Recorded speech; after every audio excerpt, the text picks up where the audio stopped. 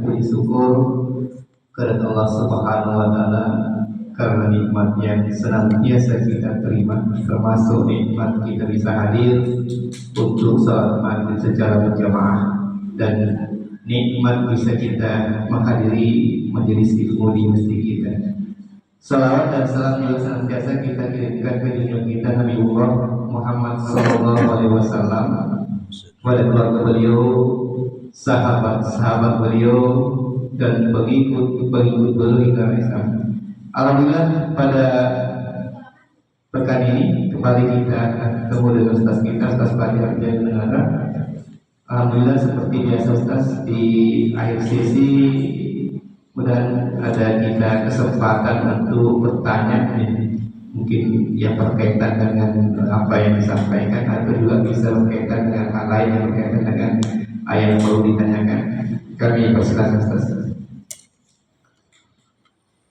Bismillahirrahmanirrahim. Assalamualaikum warahmatullahi wabarakatuh. Waalaikumsalam.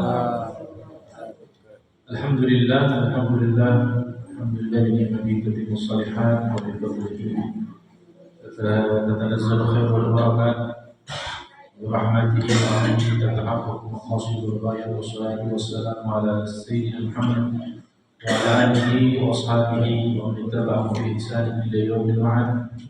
Subhanaka la ilma lana illa ma 'allamtana wa 'allimna ma yanfa'una innaka 'alimun khabir. Ishrah li sadri wa yassir li amri wa hlul 'uqdatam min lisani yafqahu qawli. Rabbi zidna ilma warzuqna fahma.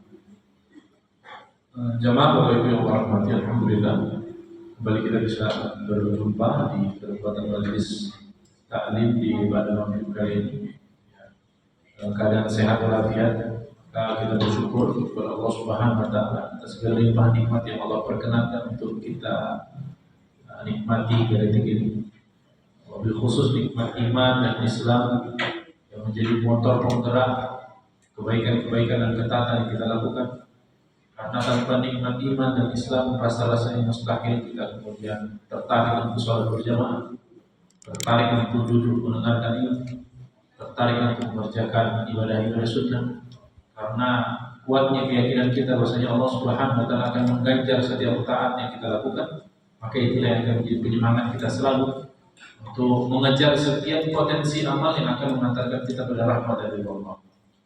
Kami berharap kepada Allah Subhanahu wa Ta'ala, semoga duduknya kita di majelis ini menunggu waktu Isya bagian dari amal yang akan mengantarkan kita pada rahmat dari Allah Subhanahu wa Ta'ala. Salam beri salam, semoga senantiasa tercurah limpahkan kepada Nabi kita Nabi Muhammad SAW, Muhammad, kepada segenap keluarga dan seluruh sahabatnya. Semoga kita dikumpulkan bersama beliau di surga nanti, diampuni, disyafaati, dan dijadikan tetangga-tetangga Nabi. Amin ya rabbal alamin. Demi keberkahan majelis kita, mari kita buka dengan bacaan basmalah. Bismillahirrahmanirrahim. Sehat semua Pak? Alhamdulillah. Ibu sehat? Halo, tidur ke? Karena ibu tidak lihat jadi bahaya. Ada lemah sedikit di mic, Pak. Tiba-tiba terdengar suara senyapnya. Baik Bapak Ibu yang merahmati, kita lanjutkan pengajian kita di kitab Riyadhus Shalihin Imam Nawawi rahimahullah.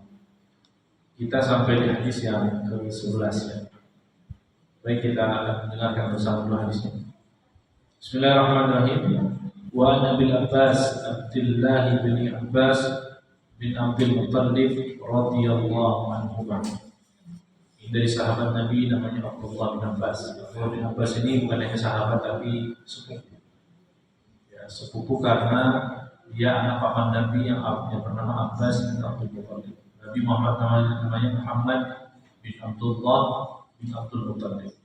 Abbas dengan Abdullah ini saudara sebapak, beda itu. Dia paman Nabi sebapak. Ya, paman Nabi yang jalurnya jalur ayah. Karena Abbas ini ibunya beda dengan Abdullah. Abdullah juga beda itu. Abdullah itu bersaudara kandung dengan Abu Talib. Nah, Abu Talib itu saudara kandung bapak Nabi. Nah, itu paman kandung Nabi. Abu Talib. Sebapak seibu dengan Abdullah. Abdullah bin Abbas ini ketika Nabi wafat usianya masih belia 13 tahun menurut riwayat yang kuat. Ya, yang Artinya dia termasuk dia lahir itu di awal-awal hijrah di Madinah, termasuk bayi yang masih kecil dari awal-awal Madinah. Jadi dari sepupu, tapi sepupu jauh, usianya terpaut jauh sekali dengan Nabi SAW, 50 tahunan, ya, tapi statusnya sepupu. Nah, kelebihan Abdullah bin Abbas ini selain bapaknya adalah, selain Nabi adalah sepupu beliau dan bapaknya adalah paman Nabi, dia diuntungkan juga dengan status bibinya, bibinya dari pihak ibu. Abdullah ini ibunya namanya Lubabah binti Haris, ya, Ummu Fadl, Lubabah binti Haris. Lubabah ini punya saudari perempuan namanya Maimunah binti Haris. Nah, Maimunah ini istri Nabi kita, Ummahatul Mukminin. Ya, Maimunah binti Haris radhiyallahu anha.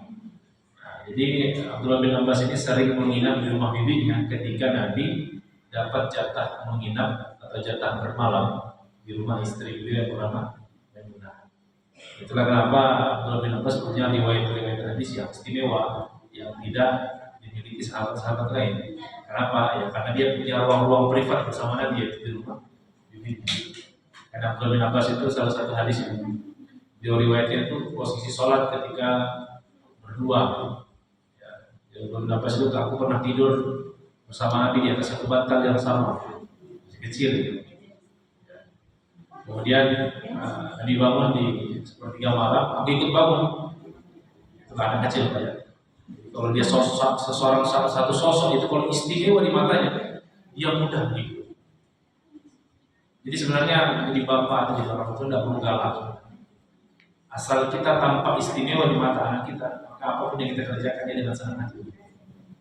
Ya. Jadi ini treatment Nabi kepada anak-anak itu bukan membangun rasa takut, tapi membangun rasa cinta. Karena anak kalau sudah kagum cinta sama orang tuanya, bapaknya, maka apa nak kerja bapaknya? Sholat dia ikut. Pasti sebaik. Ya. Maka kata Ibnu Abbas, aku berdiri di sisi kiri, maka Nabi putar aku di sisi kanan. Nah, berdasarkan hadis inilah kita kalau tahu kalau sholat berjamaah berdua maka posisi makmum itu di sisi kanan. Ada dua pendapat sejajar, sebagian ulama mengatakan sejajar, tapi sebagian besar lagi ulama mengatakan tidak sejajar, jadi mundur sedikit dari posisi ini. Ini hadisnya Abdullah bin Abbas radhiyallahu anhu. An Rasulillah sallallahu alaihi wasallam fi yarwi an Rabbih tabaraka wa ta'ala qala. Dari Rasulullah sallallahu alaihi wasallam yang diriwayatkan dari Allah Subhanahu wa taala. Berarti ini hadis qudsi. Ya, hadis qudsi itu adalah hadis yang lafadznya atau redaksi kalimatnya itu dari Nabi, tapi maknanya dari Allah. Ya, bedanya hadis qudsi dengan hadis biasa, hadis nabawi adalah kalau hadis nabawi redaksi lafadznya dan juga maknanya dari Nabi. Kalau hadis qudsi maka ada kalimat qala Allah Ta'ala, Allah berfirman. Ya. Apa isinya? Innallaha katabal hasanati was-sayyi'at summa bayyana dzalik. Sesungguhnya Allah Subhanahu wa taala telah menetapkan kebaikan-kebaikan dan keburukan-keburukan. Maksudnya kategori amal baik, kategori amal buruk. Summa bayyana dzalik, kemudian Allah menjelaskan. Faman hamma bihasanatin falam ya'malha katabaha Allah tabaraka wa ta'ala indahu hasanatan kamilatan.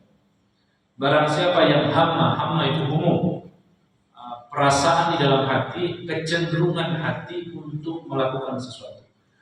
Sebagian ulama mengatakan hamma itu adalah niat.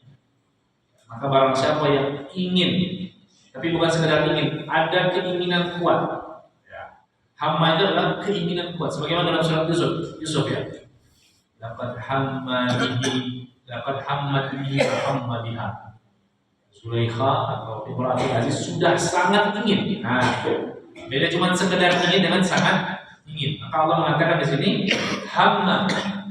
Barang siapa yang sangat kuat keinginannya bihasanati untuk melakukan amal kebaikan apapun.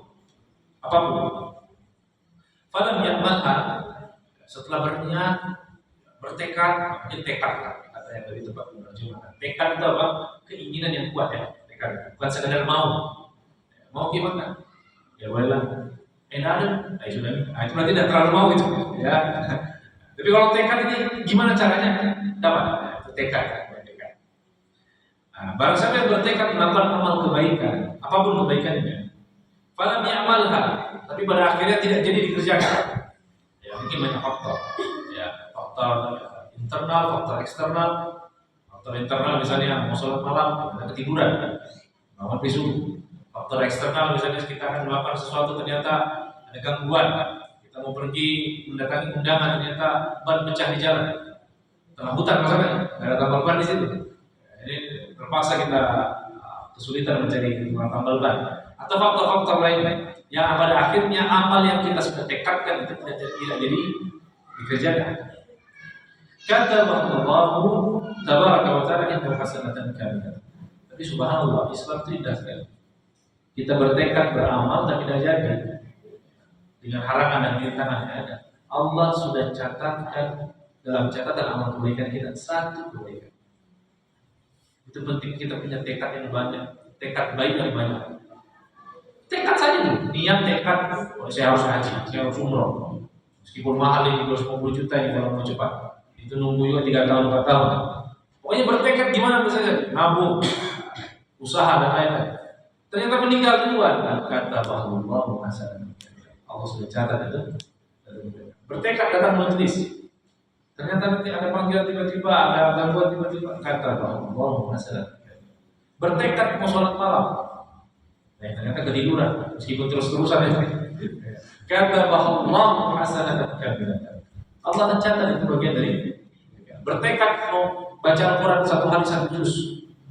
Baru 2 lembar, udah lanjut lagi. Ya, karena kesibukan, pekerjaan dan lain, gangguan anak, gangguan istri, PR dan lain-lain. Kata Allah hasanah kamilah. Nah, ini penting sekali. Kita berpahalanya tekad yang baik. Wa in hamma biha fa'amilaha, maka barang siapa yang bertekad melakukan suatu kebaikan sampai diamalkan, kata Allahu hasanat asyra hasanatin, maka setiap amal kebaikan yang kita kerjakan itu dapat nilainya 10 kali lipat.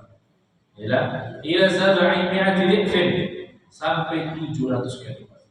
Maka nilai kebaikan dalam Islam itu tidak dinilai 1, minimal 10 nilainya, minimal 10. Tapi dengan catatan tadi dimulai dengan niat dan tekad, maka nilainya akan jadi 10, minimal 10. Masya Allah. Karena bertekad ke sholat tahajud, kejadian ya 10 minimal. Meskipun yang dibaca ini apa yang keluar, nilai minimal 10. Tambah khusyuknya, tambah tadabbur dan tafakurnya, kali 700 kali kan. Ya. Tergantung variabel yang kita lengkapi dalam ibadah tersebut. Ila ad'afin katsira, berapa batas maksimalnya? Sampai lipat ganda yang tidak terhingga. Allah yang membatasi 10 minimal sampai 700 bukan batas maksimal. Ila ad'afin katsira, kali lipat yang tak terhingga. Ya. Insyaallah ini rahmatnya Allah kita, orang-orang yang beramal saleh. Ya. Sayangnya Allah sama kita ini yang lemah, banyak alasan, ya, banyak repotnya, banyak sibuknya, banyak lalainya. Setiap ada kebaikan yang sempat kita kerjakan, nilainya nggak biasa. Karena Allah tahu ya, kita waktunya sedikit, kewajibannya banyak, ya, waktunya sedikit, maka Allah langsung tambahkan catatan itu banyak di bagian lain. Masya Allah.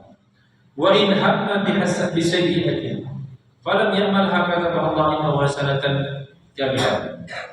Ini juga Masya Allah. Barang siapa yang bertekad mengerjakan satu amal keburukan, tapi akhirnya tidak jadi kerjakan, ya sudah bertekad, pokoknya saya tipu memang itu, saya bohongi memang, pokoknya ini proyek saya marah langsung, nah misalnya, ya pokoknya ini saya bohongi nanti saya curang macam-macam, pokoknya saya nanti minum baru, bertekad saya sudah bertekad, akhirnya tidak jadi, ya hidayah Allah, maka tidak jadi saja, kata bahwa indah hasanatan, ya. Tidak jadi berbuat maksiat yang sudah kita niat dan tekadkan, Allah langsung catat satu kebaikan. Berarti kan enak ya? Kita pengen maksiat nggak jadi satu, dapat kebaikan. Ini rahmat dan kasih sayang Allah SWT. Setiap ada kecenderungan, niat, keinginan untuk bermaksiat, kemudian tidak jadi kita lakukan itu kebaikan. Maka tarkul maksiat itu ibadah, meninggalkan maksiat itu ibadah. Dan tidak ada di antara kita ini lolos dari dorongan-dorongan atau godaan-godaan maksiat. Setiap hari selalu ada. Setiap hari. Meskipun levelnya dan jenisnya berbeda-beda. Ya, sesuai dengan tingkat dan tempatnya masing-masing. Ada yang menggodaannya setiap hari berat terus. Ya. Dorongan untuk maksiat setiap hari, wah, dahsyat. Maka pahalanya juga setiap hari. Ya, tapi tahuannya memang agak mengancam. Ya. Mungkin hari ini kuat, besok bocor, itu repot. Karena sekarang apalagi rusaknya zaman kita ini, Masya Allah. Dorongan maksiat, tambah hawa nafsu yang menggebu-gebu, lingkungan yang tidak mendukung untuk baik dan taat itu, aduh, godaan, Masya Allah. Mulai dari dosa mata, dosa telinga, hati dan lain-lain, Masya Allah. Ya semoga Allah jaga kita semuanya. Wa in hamma biha fa'amilaha. Barang siapa yang bertekad berniat bermaksiat, pada akhirnya dia mengerjakan. Dan bentuk maghfirah dan kelembutan Allah hanya mencatat kata bahwa sayyidatan mahidatan. Maka Allah hanya mencatat satu keburukan. Satu maksiat cuma satu. Enggak dikali lipat seperti kebaikan yang kita kerjakan. Maka hadis ini Masya Allah, ini hadis dari Bukhari dan Muslim, dan juga Imam Ahmad dalam Musnadnya. Ya. Maka ini hadis menunjukkan kepada kita satu pelajaran berharga tentang pentingnya selalu memiliki niat yang baik. Ya. Niat baik, tekad baik untuk berbuat amal saleh itu penting untuk selalu kita jaga dan kita miliki. Maka memang pikiran orang mukmin atau pikiran seorang muslim itu memang harusnya adalah rentetan dan daftar ketaatan. Jelasnya, hidup seorang mukmin atau seorang muslim harus diisi dengan apa? Rencana-rencana berbuat baik, berbuat taat. Rencana, tekad-tekad tadi ya, niat-niat. Kita harus punya ini. Hari ini berbuat apa? Saya mau ngapain? Saya mau berbuat apa? Kesempatan apa ya? Meskipun dari sekian rencana yang akan kita susun, baik rencana harian, pekanan, bulanan, tahunan, bahkan rencana hidup. Yakin itu tidak semuanya tercapai, dan semua rencana baik itu akan terwujud.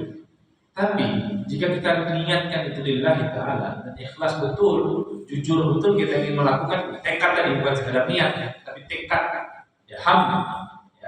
maka Allah ketika kita diwafatkan oleh Allah dari sekian rencana kebaikan tersebut yang belum terlaksana, Allah akan catatkan satu kebaikan. Ya. Makanya terbaik kita harus punya itu apa? Pikiran kita dan hati kita itu ya fokusnya beramal. Maka penting punya apa? Planning untuk beramal. Saya merencanakan kapan umroh, kapan haji. Meskipun belum kepikiran itu, belum tahu uangnya dari mana, tapi tekad saja. Niat, tekad, usaha. Nanti walaupun ajal duluan daripada kesempatan itu, Allah sudah catat. Ya hasanatan jamilatan. Saya mau sedekah, saya mau santuni, saya mau bangun ini, saya mau infak, saya mau sholat, saya mau bikin ini, yang punya nilai ketaatan baik, bikin, niatkan, tekadkan, catat, ya. Maka semoga Allah Subhanahu Wa Taala, jika itu memang rezeki amal kita, maka Allah akan mudahkan itu. Karena kata Nabi SAW, kullukum muyassar lima khuliqa. Setiap kalian itu akan dimudahkan sesuai dengan apa yang telah Allah takdirkan dan tetapkan. Cuma masalahnya kan takdir itu rahasia, kita tidak tahu. Ya, apakah itu takdir kita udah? Kita usaha saja. Kalau memang takdir kita, Allah akan mudahkan jalan menuju. Jika tidak, Allah akan palingkan, Allah akan hindarkan kita. Maka di sini ada beberapa faedah yang bisa kita petik. Pertama adalah anna man hamma bi hasanatin katabahu hasanatan wa illam ya'malha. Yang sudah kita bahas tadi. Kemudian Fajuzia fi muqabalati bihasanah wa in qila lima lam taqdu syai'an bil hammi 'alaiha. Jika ditanya ada pertanyaan, kenapa niat buruk atau tekad buruk bermaksiat itu tidak dicatat sebagai keburukan? Ya. Fal jawab anna al hamma bir ruju'i mutaakhir fa yakunu nasikhan lil hammi al mutaqaddam mithlu qouli ta'ala innal hasanat yudhibna as-sayyi'at. Kenapa? Karena tekad seseorang yang muncul di awal akan dianulir atau dihapus dengan tekad untuk tidak jadi berbuat. Ya kan, jadi saya mau berbuat di depan lo. Ini bertekad ya. pegang di botol, sudah beli pegang botol, kemudian muncul, saya tidak mau. Maka niat yang berikutnya itu menghapus niat atau keinginan sebelumnya. Maka Allah Subhanahu wa taala berfirman, innal hasanat yudhibnas sayyi'at. Sesungguhnya kebaikan-kebaikan menghapuskan keburukan. Niat baik meninggalkan maksiat menghapuskan niat buruk sebelumnya. Ya, niat baik meninggalkan maksiat itu menghapuskan niat buruk sebelumnya. Ya, maka dalam Islam itu banyak cara untuk meraih pahala. Saya selalu bilang begini sama anak muda, saya sering duduk sama anak muda, menjadi sama mereka. Anak muda sekarang itu tidak mulu-mulu amal ibadahnya. Ya, tidak perlu banyak-banyak sholat, sunnah. Ya, kalau yang bisa begitu bagus. Tapi minimal itu adalah setiap malam itu kalau sudah sampai di rumah matikan HP, tidur cepat. Ya. Itu ibadah yang baik untuk anak-anak muda sekarang. Atau mungkin orang tua sekarang. Ya. Habis sisa tidur cepat, matikan HP, matikan TV, tidur cepat.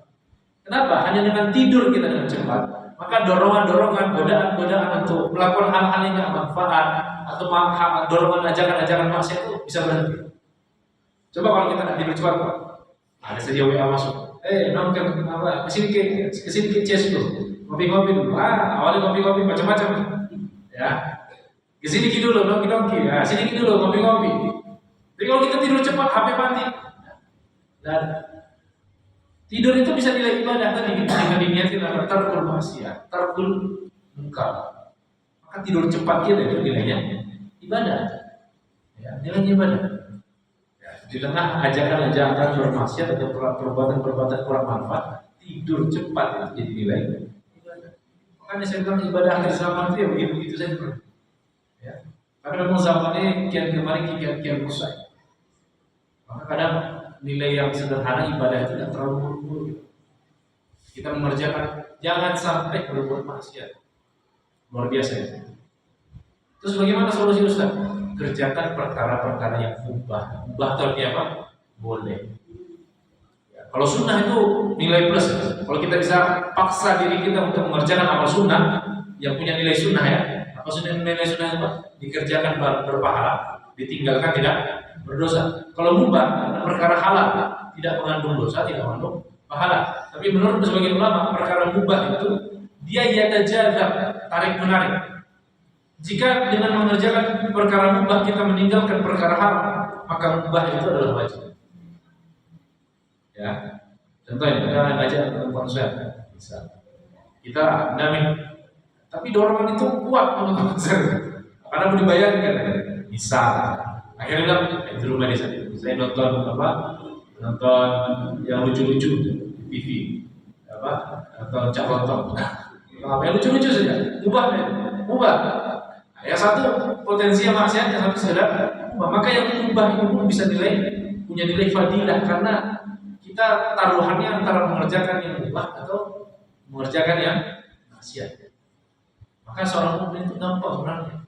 Kalau ada dorongan maksiat, cari perkara-perkara yang sifatnya mubah dan nikmatilah mubah-mubah itu. Meskipun tadi tidak punya nilai pahala, maka di waktu kita mengerjakan yang mubah-mubah tadi, pada hakikatnya kita sedang berusaha meninggalkan perbuatan-perbuatan yang mengandung dosa dan maksiat. Inilah pentingnya masalah niat. Ya, pentingnya masalah niat. Oke, baik, mungkin sampai di sini dulu satu hadis. Berapa faedah yang bisa kita petik? Mungkin kita lanjutkan dengan diskusi atau ada yang ditanyakan atau ada yang kurang jelas. Saya persilakan.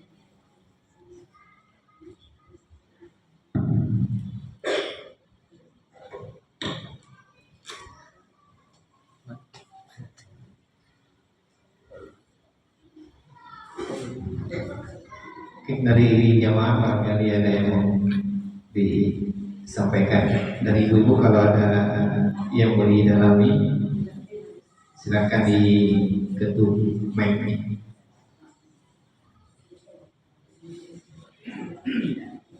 Kalau belum ada saya mulai berkaitan tadi dengan apa yang disampaikan, misalnya kita melakukan sesuatu sudah dinilai 1, kemudian kalau kita terus melaksanakan bisa 10 sampai 700 bahkan tak terhingga. kemungkinan seperti itu.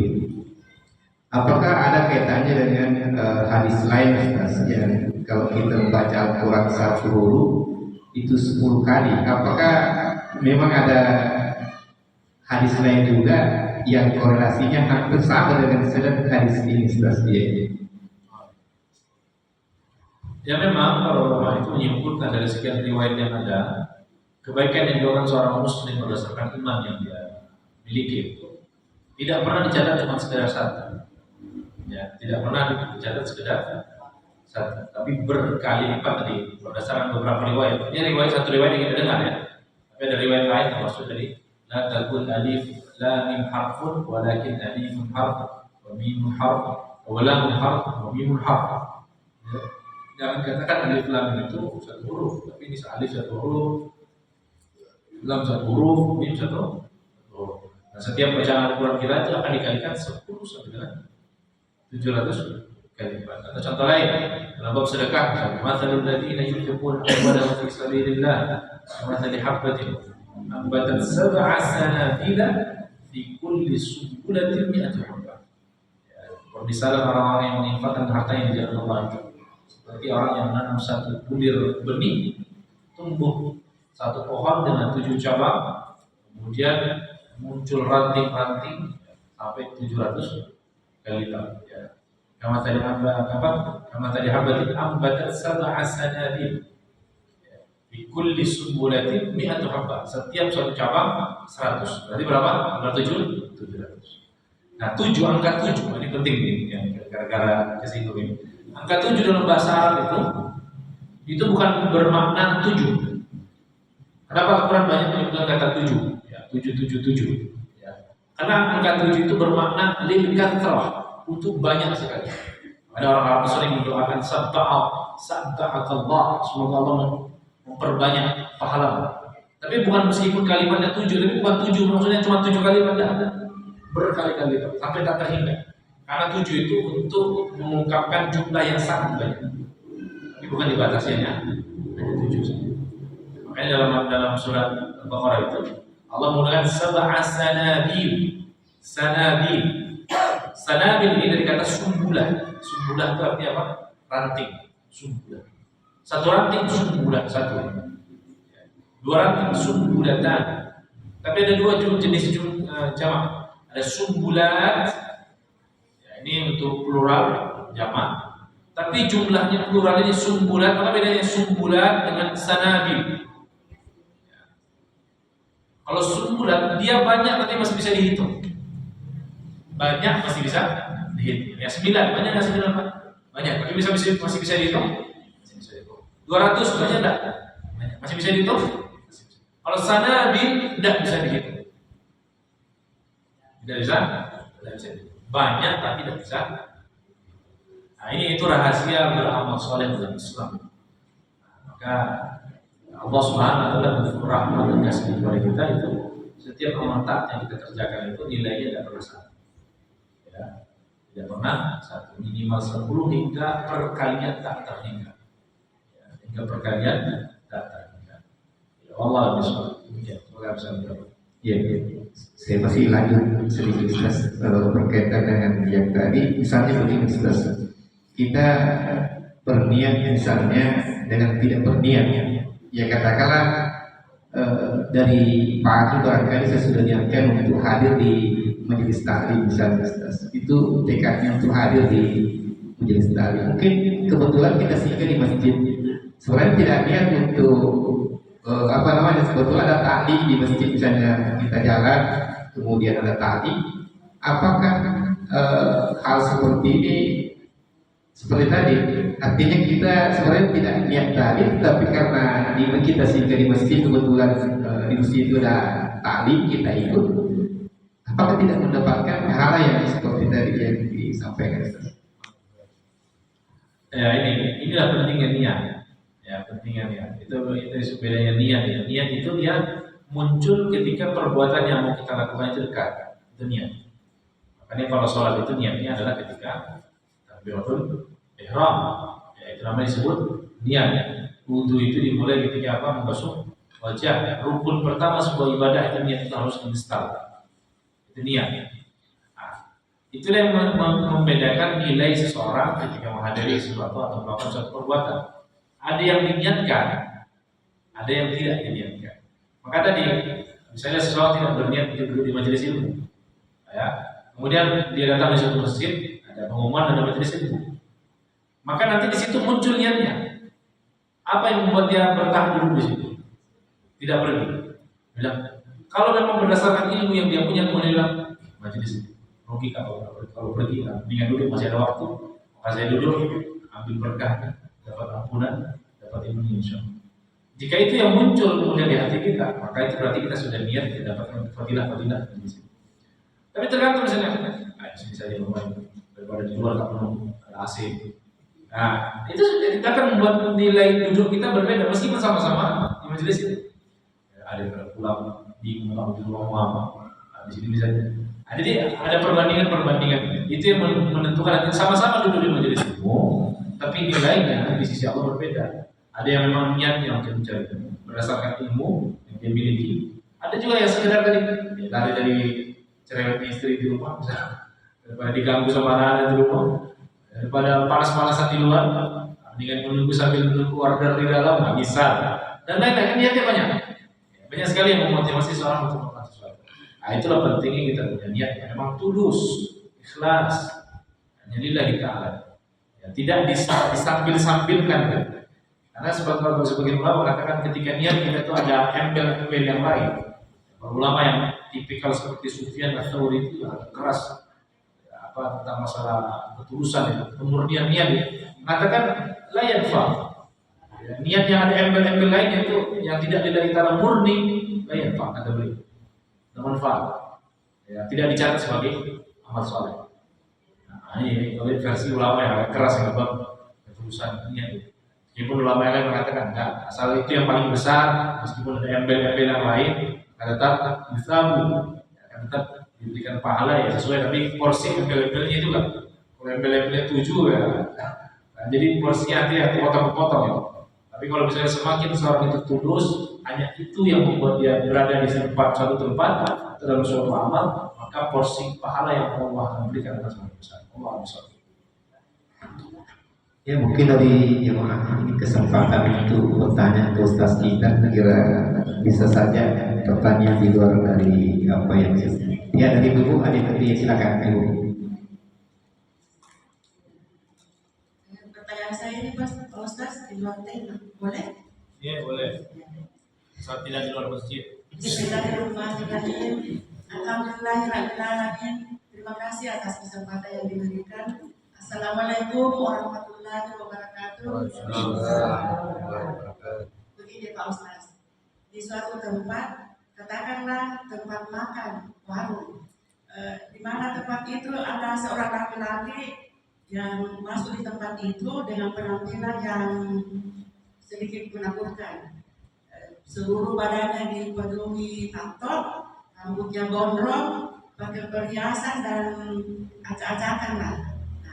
Ternyata laki-laki ini masuk di tempat itu bukannya bertanya mau makan, tapi dia bertanya di mana musala, di mana tempat sholat saya mau sembahyang. Nah, pertanyaannya Pak Ustaz, bagaimana cara kita ini supaya jangan terlalu cepat berprasangka buruk kepada orang lain, cepat menjadi orang yang jelek, sebab apa yang ada di hati kita yang tidak baik itu belum tentu benar. Itu yang pertama Pak Ustaz. Yang kedua, apakah bisa kalimat kum fayakun menjadi zikir yang kita baca agar hajat kita bisa dikabulkan? Itu juga Pak Ustaz. Terima kasih atas jawabannya. Assalamualaikum warahmatullahi wabarakatuh. Assalamualaikum. Inilah pentingnya melatih hati kita untuk senantiasa husnudzon. Meskipun bawaan kita itu selalu menilai sesuai dengan lahir dan lahirnya, yaitu setel pabrik gitu. Melihat orang mukanya bercahaya, pakainya rapi bersih, jadi orang baik. Itu bawaan alami kita ya, kayak orang baik, orang bagus. Dan orang pakai compang-camping, muka dekir, rambut acak-acakan. Dorongan awal kita apa? Tapi tidak selalu begitu. Sekarang orang yang paling kotor itu bajunya paling bersih. Betul nggak? Penjahat paling jahat hari ini, Pak. Orang jahat itu bajunya paling bersih. Betul? Oh betul. Hari ini, orang yang jahat itu yang menggusur kanan kiri, membunuh sana sini, yang memerintahkan macam-macam. Oh itu bajunya bersih, gelimis rambutnya, kulitnya mulus dan lain-lain. Jadi jangan terlalu terpaku. Tapi secara umum ya bawaan. Karena Allah Subhanahu wa taala berfirman, "Inna ba'dal ismu."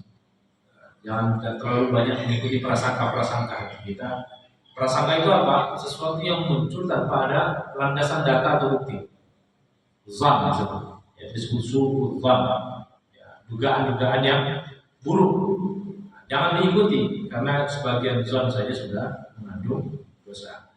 Terus bagaimana tipsnya agar kita tuh memandang orang itu tidak langsung apa namanya prasangka atau langsung menghakimi di dalam hati.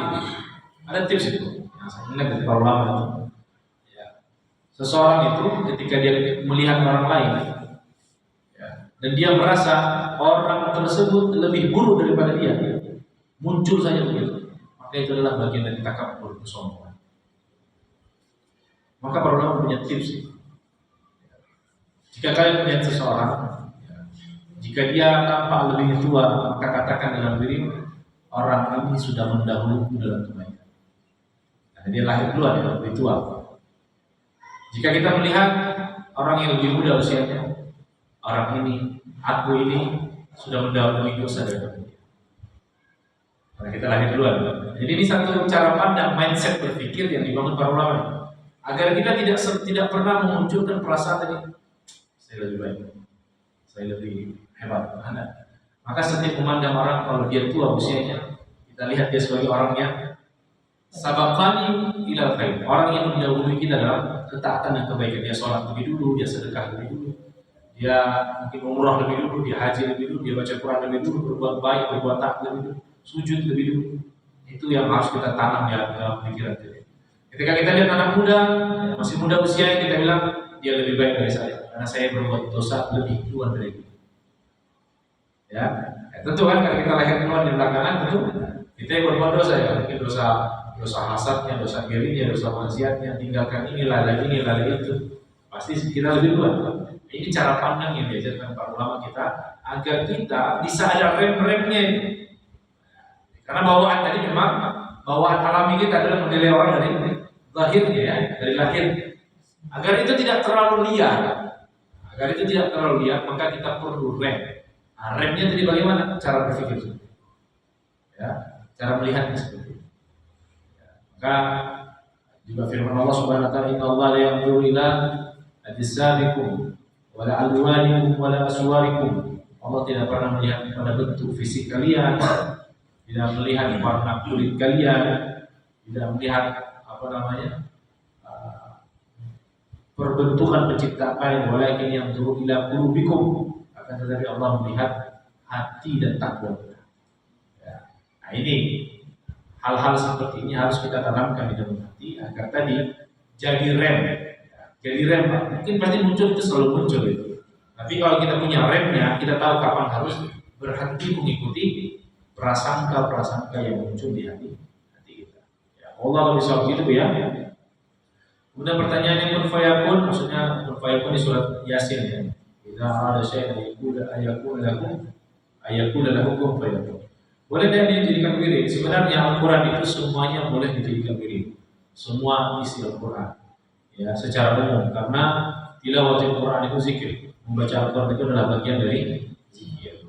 Nah, bedanya para ulama menjelaskan ada Al-Quran yang memang khusus, sebagian surat, sebagian ayat punya keistimewaan berdasarkan apa yang dijelaskan oleh nas, ya, seperti surat Al-Ikhlas, kata Nabi SAW, ta'dilu sulusul Quran, ya, setara dengan sepertiganya Al-Quran.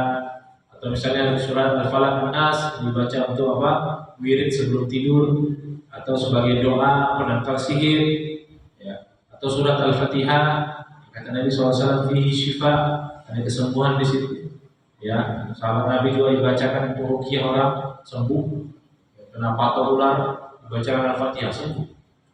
Kalau saya bacakan kok pakai kambuh, Jadi apa yang masalah ini? Keyakinan yang beda. Ya. Sahabat Nabi itu merugi orang baca Al-Fatihah, banyak bacanya. Al-Fatihah sembuh. Sembuh. Kita mau sudah 2 juz itu baca. Udah ada perubahan. Ya, jadi masalah keyakinan tadi ya. Dan juga beberapa surat yang lain seperti ayat kursi misalnya. Ayat kursi mengqara ayat kursi. Ya, pada saya membaca surah ayat kursi itu Allah akan memberikan penjagaan baginya kalau di malam hari sampai pagi hari. Ya. Atau bacaan Al-Baqarah, mengqara zahrataini. Ya, barang siapa yang membaca di rumahnya surat Zahratain. Ya, 2 Zahra, Al-Baqarah dan Al-Imran, maka Allah akan jauhkan setan dari rumahnya. Gangguan jin, setan dan lain-lain.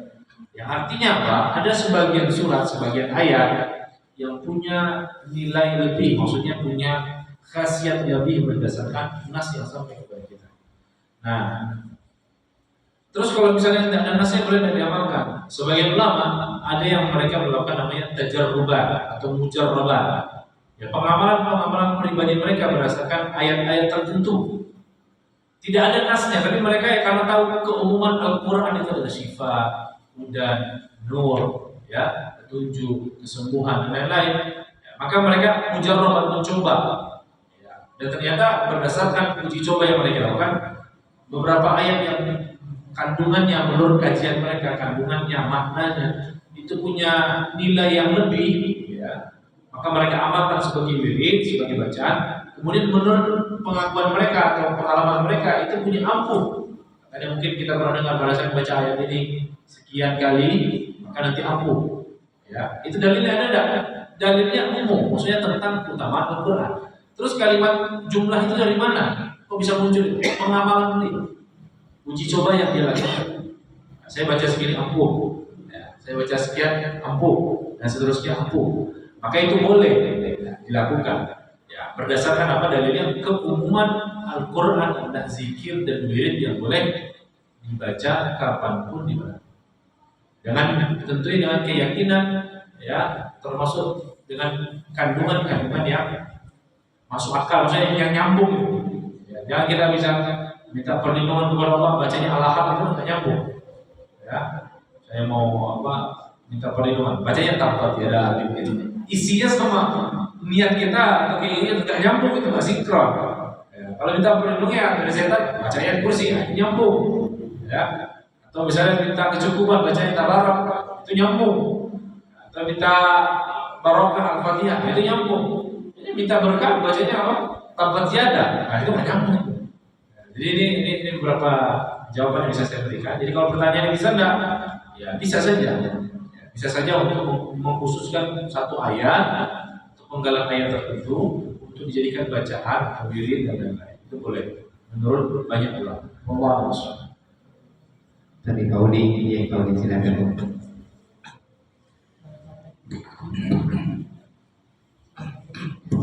Assalamualaikum warahmatullahi wabarakatuh.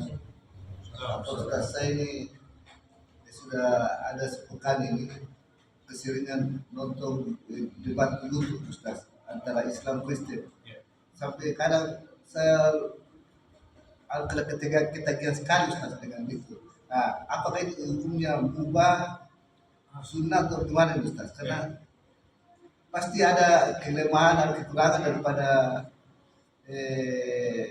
pemainan Kristen itu sehingga kita bisa. Nah, apakah dengan beliau itu kita sudah tahu ini berbakat tidak baik, bahkan bisa kita mencela mereka kemana? Ya, baik.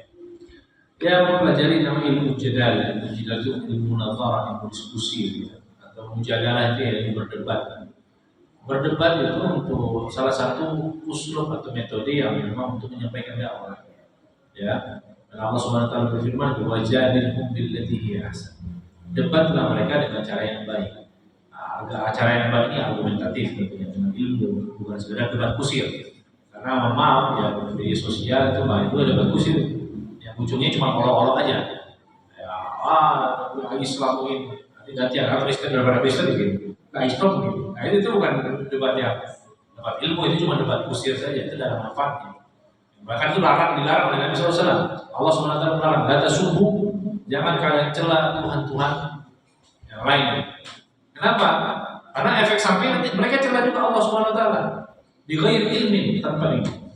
Nah, Makanya hendaknya memang kalau yang mau terjun di dunia apologet ya istilahnya, diskusi antar agama itu memang harus mapan konsep keilmuannya, keislamannya, termasuk juga lawan debatnya, maksudnya debat Kristen, yang Hindu, itu banyak lah hari ini. Ya, misalnya Zakir Naik, ya, Dr. Zakir Naik, termasuk yang mualaf ya, Doni Tan, ya, Doni Tan itu yang termasuk mualaf, dia mantan penginjil, bertobat, masuk Islam, kemudian dia banyak melakukan kajian-kajian itu. Memang bidangnya ya.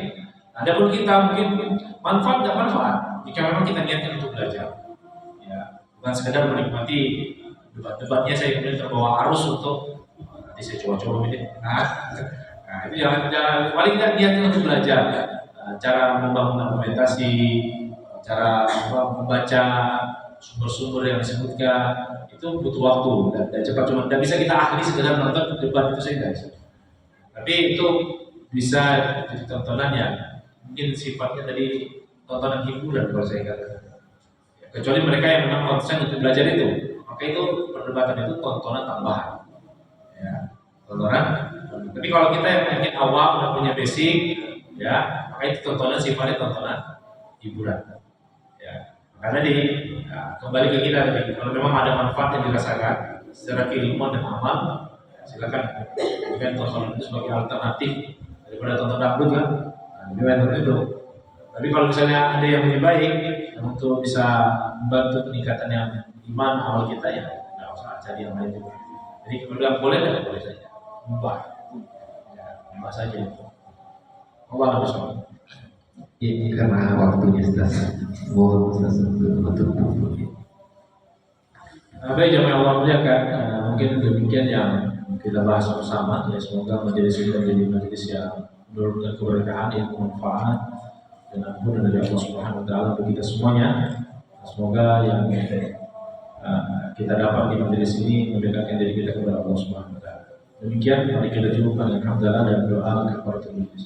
Ya Rabbal Alamin. Subhanallahumma bihamdika, la ilaha illa anta, astaghfiruka wa atubu ilaik. Akhir da'wana, salah kata, salah sikap yang kurang berkenan, mohon maaf. Assalamualaikum warahmatullahi wabarakatuh.